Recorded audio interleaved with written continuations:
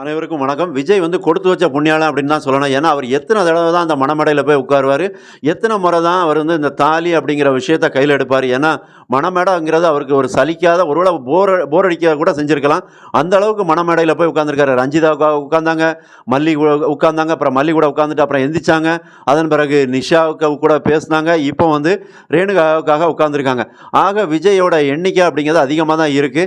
அப்ப இந்த இடத்துல தான் விஜய் வந்து ரேணுகா கழுத்துல தாலி கட்டிட்டார் அப்படின்னா அவருக்கு வந்து 2 மனைவி ஆயிருது. அப்ப 2 மனைவி அவர் வந்து எப்படி சமாளிக்க போறாரு? ஏன்னா ஒரு பக்கம் வந்து அவரோட மனசு ஃபுல்லாவே இருக்கக்கூடியது மல்லி தான். நினப்பு ஃபுல்லாவே மல்லி தான். இன்னொரு பக்கம் வந்து தன்னோட காதலிச்சு கல்யாணம் பண்ண முதல் மனைவி அவங்களுக்கு ஒரு அந்தஸ்தை கொடுக்கணும் அப்படின்னு நினைக்கிறாங்க.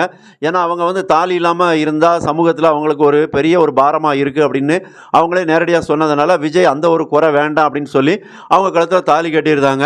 அப்போ இந்த தாலி கட்டினதுக்கு அப்புறம் இப்போ ரேணுகாவோட ஆட்டம் அப்படிங்கிறது அதிகமாக தான் இருக்கும். ஏன்னா அவங்களோட டார்கெட் யாராக இருக்கும்னா மல்லி தான்.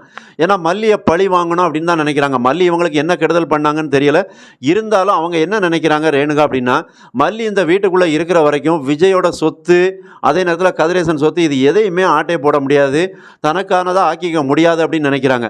அப்போ அதனால தான் என்ன நினைப்பாங்க, மல்லியை ஃபஸ்ட்டு விஜய் மனசுல இருந்து அகற்றணும், வெண்பா மனசுல இருந்து அகற்றணும். இவங்க 2 பேர் மனசுல இருந்து மல்லி அகற்றியாச்சு அப்படின்னா அதன் பிறகு மல்லியை வந்து ஒரு கீ கொடுத்து ஆட்டக்கூடிய பொம்மை மாதிரி ஆக்கிடலாம் அப்படின்னு நினைக்கிறாங்க. ஏன்னா இவங்க வந்து மல்லியை வந்து அதாவது இந்த ரேணுகா வந்து மல்லியை தான் வந்து ஒரு பெரிய எதிரியாக நினைக்கிறாங்க.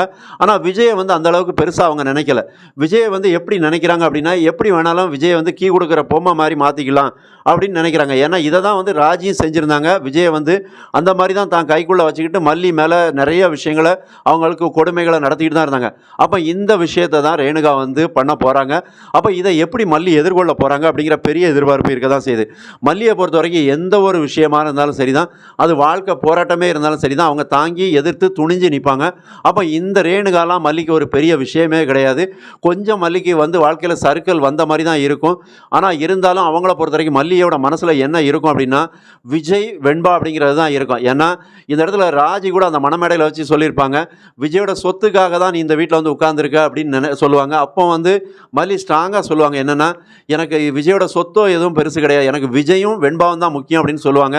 அப்போ விஜயும் வெண்பாவையும் காப்பாற்றுறதுக்காக மல்லி எந்த எல்லைக்கும் போவாங்க.